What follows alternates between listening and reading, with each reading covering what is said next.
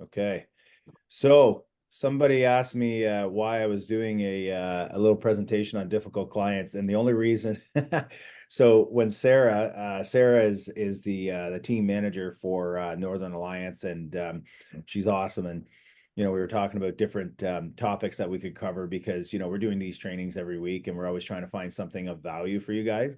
The reason I'm doing this one is because I've just dealt with a client from hell, and it has not been fun at all. And so I just, I know we all do it because we're dealing with different personalities, and we've got all kinds of different cultures. We've got different people that expect different things from us.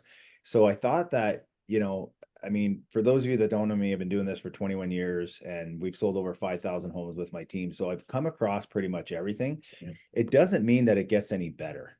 It doesn't mean, dealing with this client over the last week, and we'll get into some, I want to hear from you guys too, like what kind of situations you've had, and what you guys have done in the past where, you've had to deal with maybe an interesting situation, and it worked out.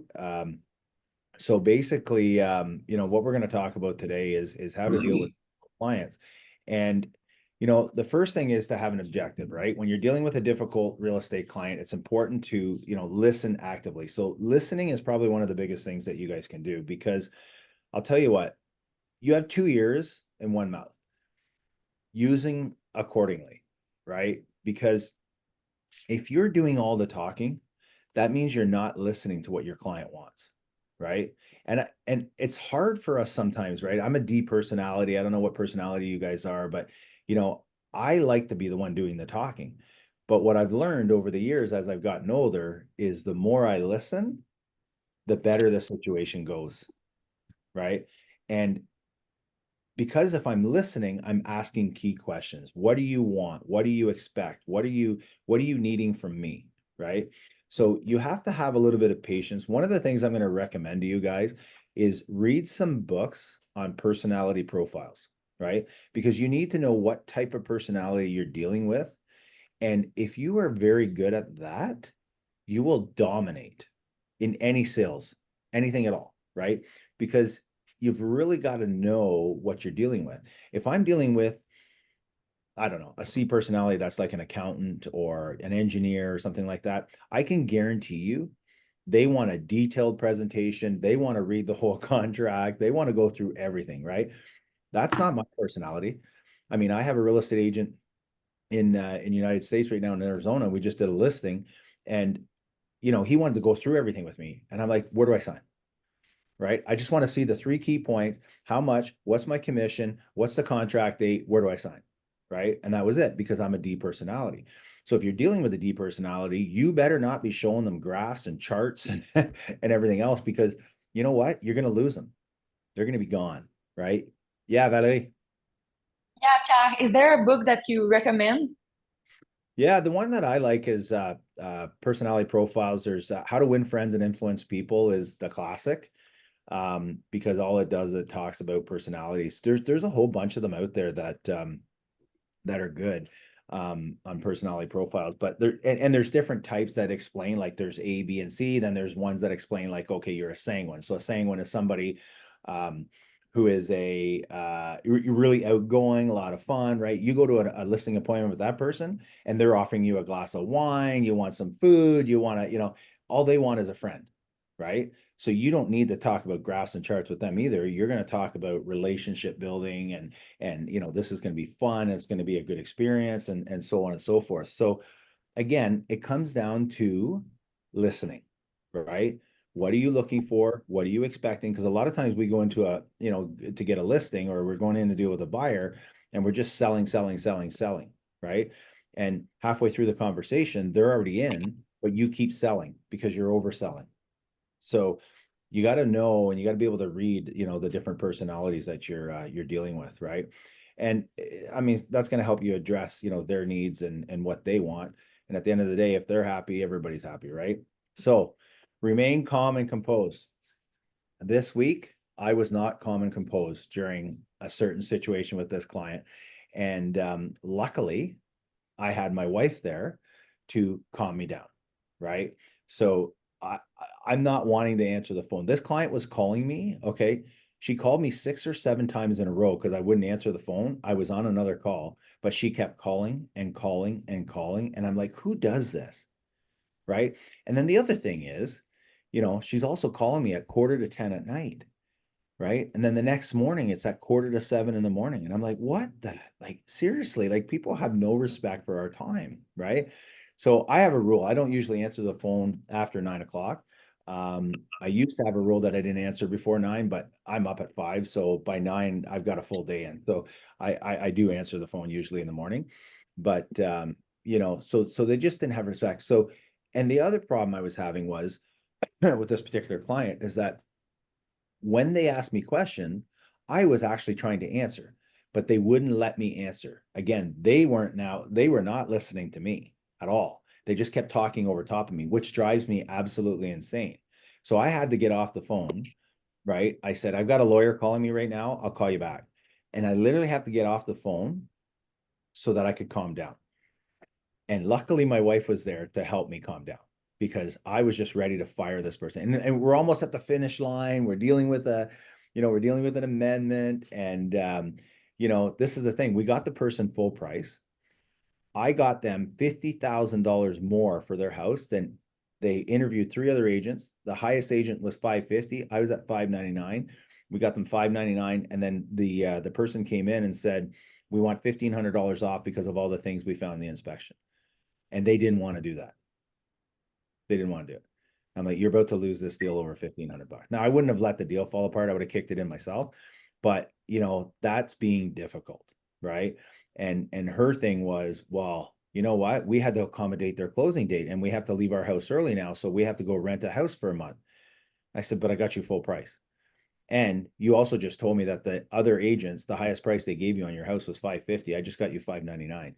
I think you can go rent a house for a month. I think you'll be okay. Right. So again, had to stay calm. And luckily my wife is the reasonable one, right? She said, just listen to her, hear her out, help her with her situation. She's old. She doesn't know. I said, no, she's not old. Right? She thought, based on what I was telling her, that she was just older and she didn't know. But there might have been a language barrier there, and maybe she wasn't understanding everything we were trying to say. So, it's crucial to stay calm, especially when you have difficult clients, right? Again, at the end of the day, guys, we've got to be professional, right? I had somebody say to me, you guys get paid real well for eating crap. Like sometimes we've got to eat a little crow just to be able to maintain the money that we're making. All right, show empathy. Now some of you might be better at showing empathy than me. Angel, I know that you are probably a person that could show a lot of empathy, right? Because you Yeah. love people, you're easygoing and things like that. Me, not so much. Okay. Um, Me, it's like, okay, this is straightforward. This is common sense. You should know this, right? This is easy. But I've had to learn over the years to be, to show a little empathy towards their concerns and frustrations. And, this point that I put down here, put yourself in their shoes. I guess, like I think about it right now, like I'm selling one of my own properties, right? And down in Arizona.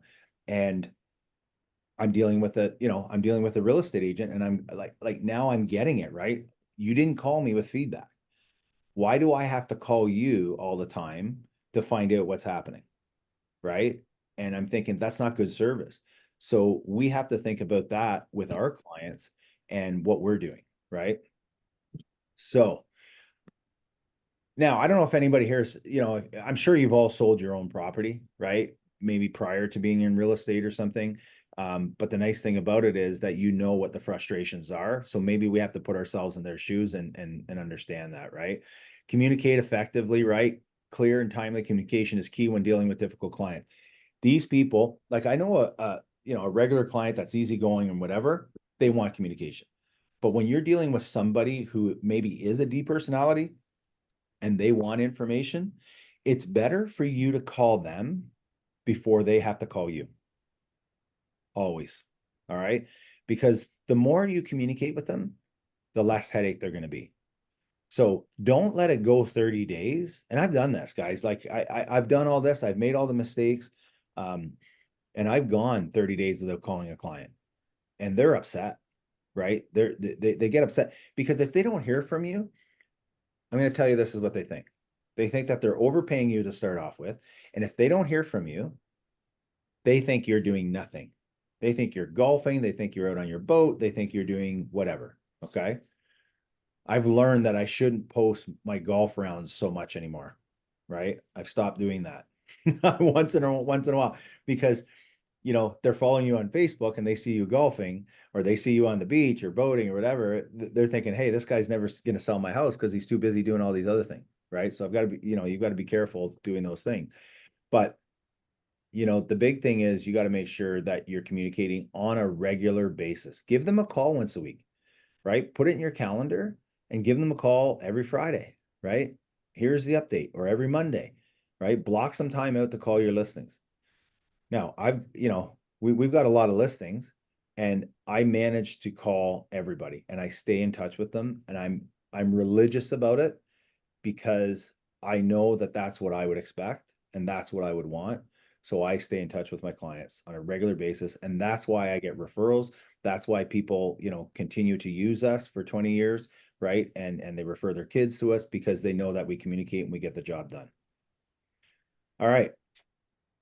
Set the expectations. Now, what I mean by this is when you're going in to deal with either a buyer or a seller, you've got to tell them what's going to happen in the process. You can't let them run the show. All right. You are the professional. You are the one that is getting paid a lot of money to run the show. Okay. So when you go into a listing, it's your job to tell them everything that's going to happen so that they know what the expectation is. Because if you don't communicate that, guess what? They're not going to know. And then they're going to tell you what to do, right? How many times do you have people telling you, well, here, this is what I want for the write-up. This is what I want for, marketing. This is what, no. I'm the professional, but it happens all the time, right? And I heard somebody a couple of weeks ago talk about it and saying that, don't be an order taker, right? What's an order taker? An order taker is somebody who basically just listens to what their client says. The client says, I want 600,000. The house is only worth 500,000. And you go, yep, okay, no problem. No, that's an order taker. You have to lead and you have to give them the details that they need. So if the house is only worth 500, you need to tell them, guys, why would anybody pay 600,000 for this house when it's only worth 500? All the stats and everything that I'm showing you. And again, if you're not prepared and you don't have everything prepared and you don't have the stats and you don't have comparables, then guess what? It's a crapshoot. Now you're just guessing. Now you're just lazy and you're not doing the work. So do the work, be prepared, and tell them, this is my process. This is how this is going to work. Are you okay with that? Good. Okay. Because if you don't lead, they will. And if they lead, it's going to be a shit show. It's not going to go well. Okay. And you know what? This will build trust because they want to feel confident. You have to, oh God, somebody was talking about this yesterday. You have to have a little bit of posture. Okay. When I go into a listing, now maybe I wasn't like this in the first year that I was doing business, but I'll tell you what, today, when I walk into a listing, I have posture. Okay. I am confident that I'm getting that listing. I walk in with the listing paperwork already done. Everything's already filled out because every time I step into a listing, I'm expecting to walk out of there with an agreement of purchase and sell or with with a listing. Okay. So you have to be that confident person and have some posture when you walk in, because if you go in and you're all waffly, they're going to sense it. They're not going to feel confident in you and they're not going to list with you. I heard, oh, this was a good one. I won't mention his name, but I heard a story about an agent yesterday. I was in Montreal, and these guys were telling me what this guy does. And so basically, on the phone, he's like, "Okay, have you met with other agents? Are you meeting with other agents? Yes. Okay. Well, then you don't need to meet with me yet. I want you to meet with every single agent first that you're going to meet with, and then I want you to call me."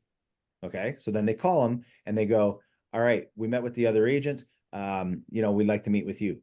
all right, this is what I do. This is how I do it. I'm bringing the listing contract with me. Will you be listing your property with me today? And it's just like he's asking for the sale before he even gets there. And if they say, well, it's going to depend on your price and the commission, all that. Okay, then I'm probably not your agent because I'm probably the most expensive and I'm going to give you the most honest opinion on the price. So the price is the price. If you have 10 agents in your house, they should all have the same price. If they don't have the same price, it's because they're buying your listing. They're telling you what you want to hear. I'm not going to tell you what you want to hear. I'm going to tell you exactly what the market will bear for your house. And I'm going to sell it for the most amount of money in the quickest amount of time. Does that sound like a good idea to you? Yeah, good. All right. I'll be over this afternoon. I'll have the paperwork with me. We're going to list your house. We're going to have the stager come, and a boom, boom, boom. And this guy is one of the top realtors in Quebec because of it Wow. because he's aggressive, right? When he Mm, gets to the listing, he's got the paperwork already on the table. mm. Okay. It's all done. He doesn't even do a walkthrough of the house. He goes, here's the comparables. Here's the three closest comparables. Where do you think your house should be priced? Based on what I just showed you. They say this. Okay, great. Maybe it's a little bit high. Why don't we try this? Boom, boom, boom. Here's the paperwork. Sign it. Do you want to see the house? Yeah. Once you sign the paperwork, we'll go look at the house. I'll get all the information down. Away we go. Done. 20 minutes in and out. Okay. That is what we call posture and confidence. Okay. Now, if you say, I'm a new agent, right? I'm a brand new agent. I don't have that confidence. I don't have that posture. I was told a long time ago from a coach of mine, Craig Proctor, he said, fake it till you make it. Okay. They don't know how many transactions you've done this year. Right. So you've, again, it comes down to confidence. And anyways, here we go. All right. Offer solutions. We are not salespeople.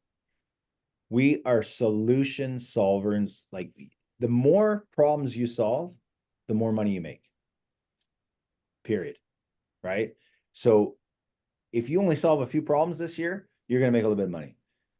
If your life is full of solving problems every day, you're going to be a very, very wealthy person because all we're trying to do is find solutions. All right. Propose alternative options, strategies, address your client's concerns, and help them achieve their goals. Okay. Because at the end of the day, if your client wins, you win. So if you can achieve all those things, then you're going to make a lot of money. Okay. Instead of dwelling on problems, because I've got so many people that I've met over my career, real estate agents, man, it's all drama. Everything is drama, right? Oh my God, this is bad, and this is bad, and that's bad, and that's bad. Okay, what's good? Let's find out what's good. And if it's bad, what's the solution? Because if you're not giving them solutions, again, you are not the professional that is going to be able to solve their problem. And if you don't solve the problems, guess what? You're going to get fired. You're not going to sell the house. They're going to cancel with you. They're going to list with someone else, right? So again, try to solve the problem. Okay, be proactive. If you know there's going to be some challenges, deal with it, right? For example, if you know that they just did a water test on their house on a country property and the water test came back bad, right? Okay, would you wait until somebody else comes along, buys the house, puts in an offer, and makes it a condition to have good water? Would you wait for them to tell you that the water's no good? No, you know that the water's no good. So what's the solution? Okay, Mr. Seller, you're going to have to go out and get a UV light. You're going to have to contact, here's a couple of companies that you can contact to come in and fix the water. Because if you don't fix it now, we're going to lose a sale over this later. I guarantee it. Because people want good water, right? If you know there's an issue with the septic, if you know there's issue with a leaky window or something like that, and they tell you that there's a problem, what we want to do is we want to fix those things before we sell the house so that all you're trying to do is eliminate excuses for people to not buy the home. Okay. Does that make sense? And then also, be that resource person that can give them the names of people that can come and help them do the work. Because again, that makes you look very professional. All right. Provide regular updates. Again, we talked a little bit about this earlier, but it's so important to have a weekly update or, you don't have to call them every day. I mean, I know that's not feasible. Although this client that I had, this was so funny. Last night she says, I haven't been able to get a hold of you for 2 weeks. I said, really? I said, I've talked to you every single day. I said, I can go down my phone list right now and show, and she was laughing, but I think she's just trying to get me going. I said, I can show you every day that I've talked to you. Like not only once, 3 or 4 times a day, right? And it was so funny because every time she'd call, I'd say to my wife, "Oh my God, she's calling again." She goes, "Just answer the call. Be nice. Be nice." I'm like, "Okay, I'll be nice. I'll be nice." Now, if you don't have a spouse, get another real estate agent that you're friends with, okay, and bounce it off of them. Let them be your soundboard. Let them be the ones that you can vent to, because we do need the vent sometimes with, because some of these people are crazy. I'm telling you. Hopefully nobody posts this on Facebook or anything, right? So this is just for us, okay? Um, all right, Uh, what else? Transactions updates, that's good. Let them know what the process is. All right. So last night, 9:45, I'm on the call with this person, and they don't know what the process is. So I had to go through everything. Okay, now the deal is done. We're going to send everything to your lawyer. The lawyer is going to contact you. Now you need to, get call the utilities company, do all that. So I had to go through every step with them because they'd never sold a house before. So I said, this is what you need to do now, right? By the end of the conversation, it was beautiful. She was laughing. She's like, we love you. You got us lots of money. I know I give you a hard time, but you're great. We're going to refer you to all our friends. I'm like, God, I hope they're not like you, because I'll just refer them to someone else. But hopefully they're not all like, and you know what, guys, I'm using one particular person. I mean, most people are not like that, right? But when you're dealing with couples, there's always one that is more difficult than the other, right? So, all right. Okay. Maintain professionalism, even in the challenging situations, maintain a professional demeanor, avoid getting defensive and engaging in arguments. Now, I did have to say to this lady at one point, though, because she kept asking me questions and she wouldn't let me answer. I said, you need to let me speak. And that was the tone that I used. I said, you're asking me questions. I'm trying to answer them, but you need to let me speak. I just wanted to hang up because I'm like, you're being so disrespectful right now. You're not even listening for the answer. Right. So make sure you're not that person too, that when they're explaining something to you, that you're talking over top of them, because I see that a lot in real estate agents as well. Right. They want to be the ones talking all the time, and that's not good. Okay. All right. Okay, guys, that is my rant. So I don't know. That was more of a counseling session for me, I think. To rant to you guys about, the situation I've had. But let's talk about couples, because I had another one recently where these were high-end clients, buying, $1 million properties, and the guy was the nicest guy in the world, right? Super, super nice, calm, everything. The wife would be in the background screaming and yelling and arguing, and it's like, okay, we got to diffuse this somehow. I felt so bad for this guy because she was yelling at him all the time. She wasn't yelling at me, but she was yelling at him. And in this situation, every house we looked at, they lowballed it. 100,000 under ask, 150,000 under ask, because we're buying 1.4, $1.5 million homes. So they're going 150 under ask. We got them an offer on their house. We finally negotiated a deal on a house that they bought. Okay. First of all, the people that just dropped the house 100,000, they still come in at 100,000 less. Just when the people just reduced 100,000, I'm like, oh my God, they're gonna lose their mind, right? So we negotiate a deal, we get a deal done. But now we go to list their house. When we list their house, we get an offer day one for 60,000 under ask on a $1.4 million house. That's not a bad offer, right? Like, it's a starting point. 60,000. She loses her mind. Absolutely loses her mind. And I thought she was joking. I'm like, how can you be losing your mind? It's a 60. So finally I had to say to her, I said, out of fairness, you've been doing this for the last 12 months on every property that we've tried to buy.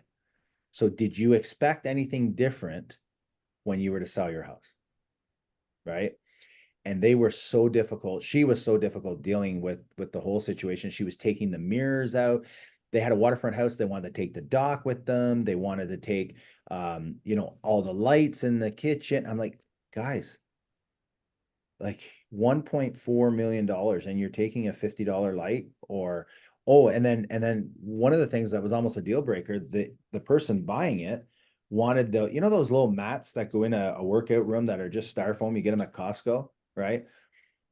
They wanted the mats and they lost their mind about the mat. They're not taking the mat. Oh my God.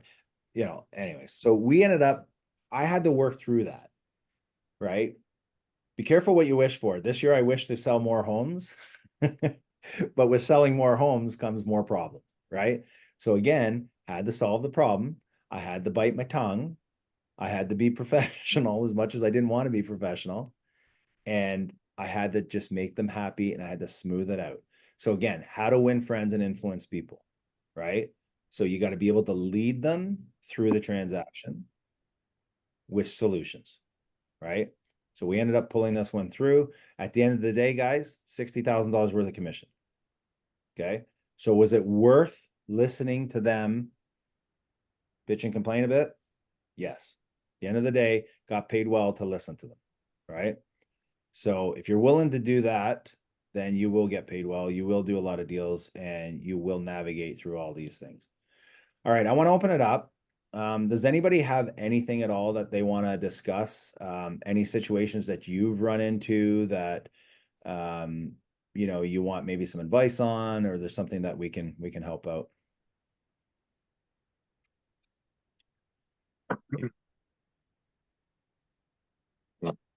Anybody? I'll No? go.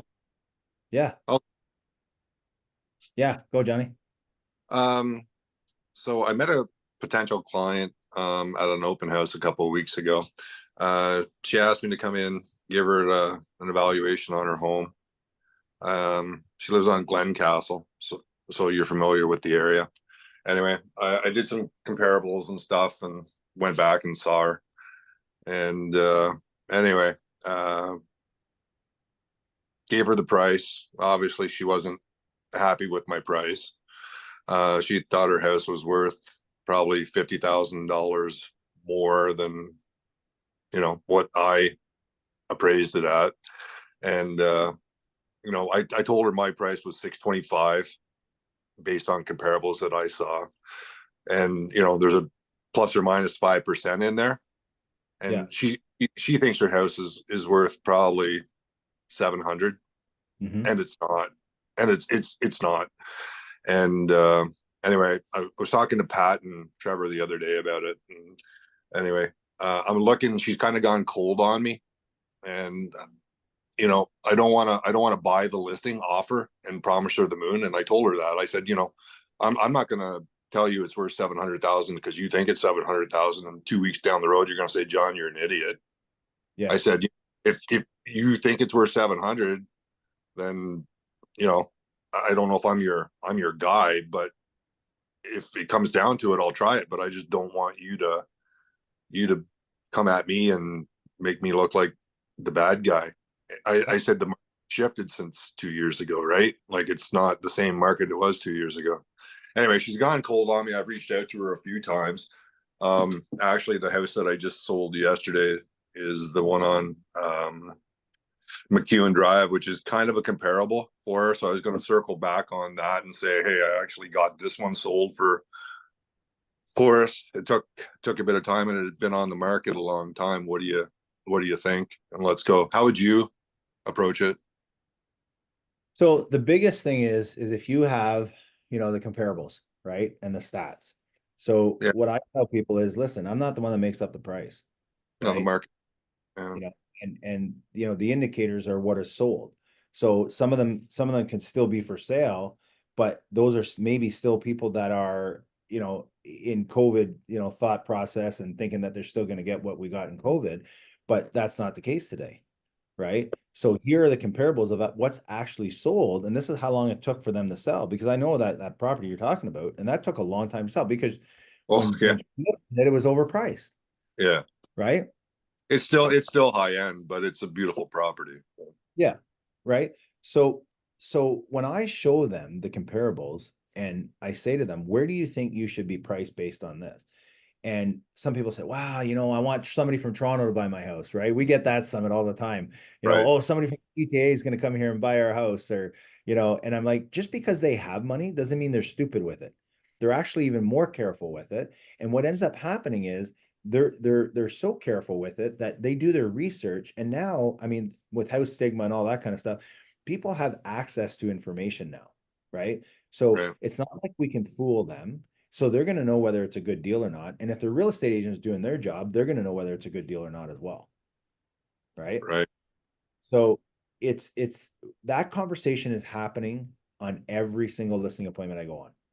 Right. They think it's worth. So the end of the day, you say, okay, listen, you know what? All right, we listed a 699.9. If it doesn't sell in the first 2 weeks, because the first 2 weeks will be the busiest time for you to sell your house. And that's when if it doesn't sell in the first 2 weeks, right, So that we're yeah. overpriced. So I always talk about three things in a listing presentation, right? It's going to be the marketing. That's my job. I'm going to tell them everything we're going to do. Second thing is going to be the condition of the home. That's your job, Mr. Seller. You got to make sure that this thing shows well. And then the third thing is the price. And I keep coming back to that every single time on a listing. So if they say, why hasn't it sold? Okay, well, first of all, your house is a dump. You've got 10 cats, 3 dogs, and the place reeks of smoke. So guess what? As soon as people walk in the door, they want to leave. That's problem number one, right? Now, if the house is mint, there's no issues or whatever, and we're getting a bunch of showings, well, I've done my job. The marketing's good. The house shows well. So you're doing your job. That's good. So that just leaves one thing, Mr. Seller. Remember we talked about that? The price. So we have to adjust the price. That's it. And lately, you know what? We just did one. Exact same thing. One of my listings just sold. This guy wanted to try a higher number, and he's a friend of the family's. And I said, okay, yeah, I get it. You're young. You want to try to make as much money as you can. I've been there. I've done that. I'll do it. I'm willing to wait it out as long as you are. Okay. So now we waited it out, but then we didn't get what we were asking. And then finally we priced it where it should have been. And within a week, we had an accepted offer on it. Right. That price, it was within 5,000. $1 million home was within 5,000 of asking because it was now priced properly. So that's what's important, right? So you just got to battle it out. And now, John, you got to be confident. Yeah. You can't waffle. You can't be like, oh, I don't know. Listen, here's the stats. I don't make those up. Everybody has access to these. And in this market, people are looking for a deal. What they're going to do is they're not going to look at 3 houses. They're going to look at 30 houses. They're going to pick the top 2. Then they're going to negotiate on those ones. So if you're not in the top 2, you'll never even see an offer. Period. Right. So how long do you want to wait? And the longer you wait, guess what? Less The surprise. lower the offer is going to be because they're going to figure that you're frustrated. Nobody else, thinks that the house is worth that much. So, and they're right. So now they're just going to lowball you, and you're going to end up taking less in the long run rather than pricing it properly in the beginning. Pat Pat had an interesting thought process the other day when I was talking to him and Trevor, and he was saying this is based on the Kingston market, obviously, but he said average time on MLS is for optimal price is 17 days, and you take off the 5-day conditional period, so it gets you down to around 12 days. So if your house hasn't gotten an offer in those 12 days, Yep. your chances of getting a successful sale decrease significantly. Yep. Sorry. I turned my phone off, but apparently that still went through. Yeah, that's exactly right. That's 100%. That was I thought that was a pretty good thought concept there. You know why you're going to get an offer like in the first week is because anybody who's on a search looking for a property, it's all going to be sent out to them the first couple of days. So that's why you usually get a whole bunch of showings in the first 3 days, right? And it's exciting, but what I worry about is when I don't get an offer after all those showings, now I'm like, shit, now we're going to sit on this thing, right? It's going to sit for a bit. And they usually do. I'm usually pretty accurate about it. So, but anyways, that's all you can do. Anything else, guys? Anybody else got anything? Pierre, maybe I'll take some Oh, not related to what we were saying. It was a great presentation, but just pick your brains on a recent listing that I just did. I think I mentioned about Burlington. I listed that about 3 days ago. and house show's great. It's awesome. It's in Burlington, Ravine Lot, beautiful. I did probably a good job in terms of convincing the seller also to um, price it right. So we did price it right at 950, pretty much. That's where the value is right now, in that particular area. 3 days and not a single showing yet, but that's fine. Weekend is not hit yet. I mean, we are doing the open house this weekend. Today, I'm actually going out with my assistant. We are doing door knocking, doing special invites to the neighbors and stuff like that. My gut feeling says that just because of how the market is, yes, the market price is at 950, but if we do get an offer, probably it's going to be everybody's trying to lowball. I fear I should have done it at 959. I probably should have, just to leave a little bit of room for negotiation. In case you do get an offer for, say, 10K less, 15K less, 20K less, in case we get that situation, I mean, what would be the best way to handle this with the sellers with that negotiation? I Are they, mean, what is it? What is the issue? They're stuck on the 950? That's what they 950, want? yeah. That's also, I mean, yeah, it was difficult to bring them down. They were expecting $1 million for this, and I brought them onto very realistic terms. Said, listen, they tried more than $1 million last year. It did not move. I said, you have tried it already, did not work. You're trying me now. I want to sell it, but you got to price it right. This is not the market for gimmicks. This is everybody knows what the price is. So they agreed. So we listed it right on the point. Now I'm thinking after listing it, I should have done 10K more just in case to leave some negotiation room. No, I wouldn't worry about it because listen, if they're not stupid, right? If they're selling a house at 950, they know they're going to get a lower offer, right? But this is what I tell people. Okay, if you get a lower offer, it's all relevant because if you're going to buy another house, you're going to pay less than what it was 2 years ago as well, Yep, right? that's So even exactly if what you I'll be doing with them too. and it's actually better now, right? And you're going to try and negotiate with the next person too. So I always look at what's the motivation for selling as well, right?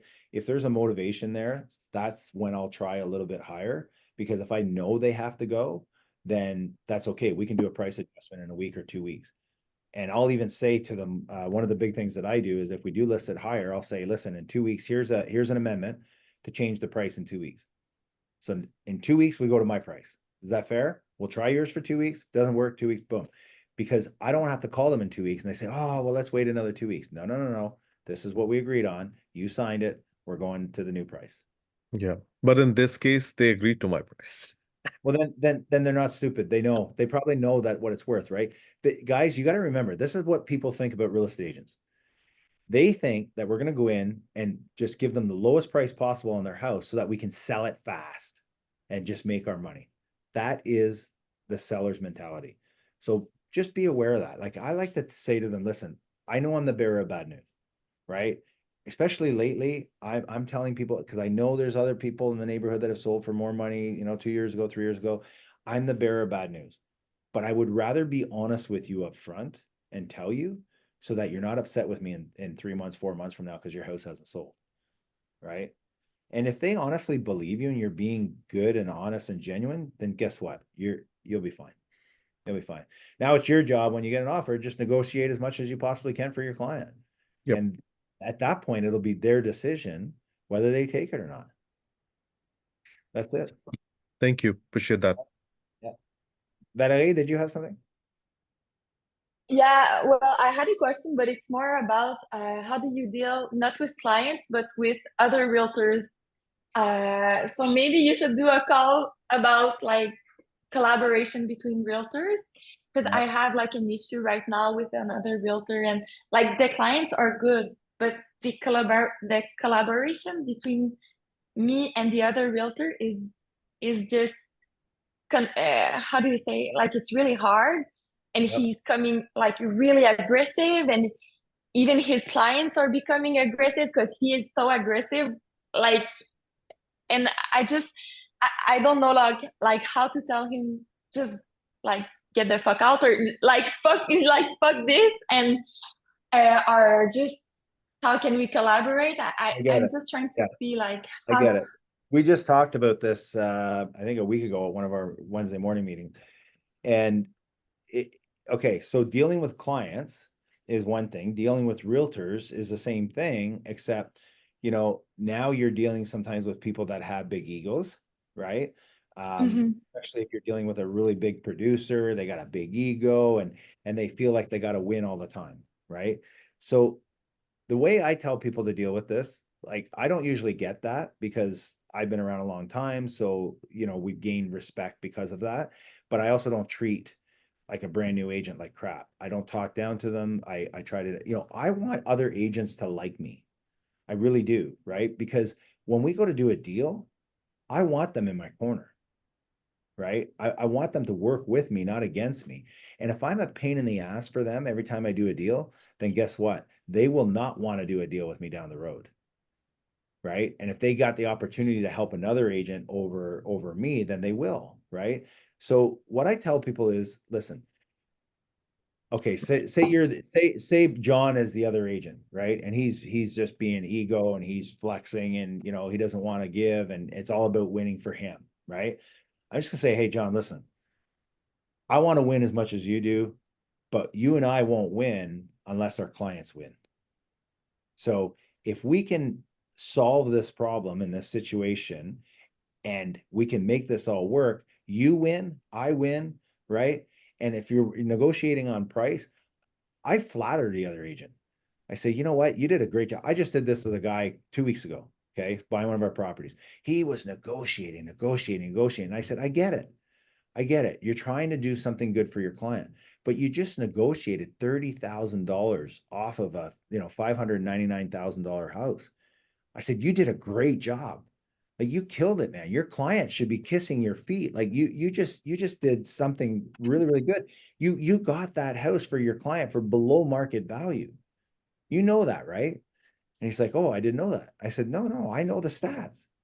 So now the guy's like all excited and, you know, he's like, oh yeah, okay. I get it. All right. Thank you. We did the deal. But I had to put my ego down here and I had to build him up a little bit and say, listen, I want to help you put the deal together. I want your client to have this house, right? You're doing a great job. Let's go, right? Well, I don't think I can get him to that price. You know what? I believe in you because you've done such a good job so far. I really believe that you're able to do this for your client and make this a win-win for everybody. The guy had a great big grin on his face. He was happy, like, but he went from being Mr. Hard-Nosed negotiator to melting in my hands like a piece of chocolate in 30-degree weather. Like he was just right. Now, did I manipulate that? Yeah, 100%. Right. But I knew his personality and I knew that he had to win. That's all you got to do. The bigger the ego, the more you just got to flatter them, right? Because at the end of the day, like if you get two people with two big egos and they're fighting with each other, it's that's all it is. They just want to win. They don't care about the client, right? So I had an agent. I'm gonna give you one last example, then we're gonna wrap up. I had an agent years ago when I worked at Royal LePage. He used to come into my office all the time. Good friend of mine, and he would come in and would go, you know what? My clients were trying to buy this house and I can't let them do it. They're going to overpay and all this. And he kept talking all his clients out of deals because he couldn't win. He felt like he had to get them a deal, right? So he kept losing deals and they were putting in 15, 20 offers and never got a deal done. And I said to him, I said, listen, if you worked for your client and they actually want the house and they think it's worth that amount, it's not up to you to decide whether that house is worth it or not. If it's worth it to them, then your job is to get them the house. If you don't get them the house, then you failed. And you're failing. Well, I can't let them overpay. Well, that's not up to you to decide. That's up to them to decide whether they're overpaying or not. They're looking at a bunch of houses. They know what the value is. They're adults. They say they want the house. Go get them the friggin' house. Stop blowing up deals, right? That was about him, his ego. And because this guy's personality, he is so cheap that that's how he did his business. And he could sell 10 times more houses if he didn't work like that, right? So, all right, guys, that's it for today. Thanks for showing up. Appreciate you all. And next week, we got another one at 10 o'clock again. So hopefully we'll see you guys all there. Have a great day.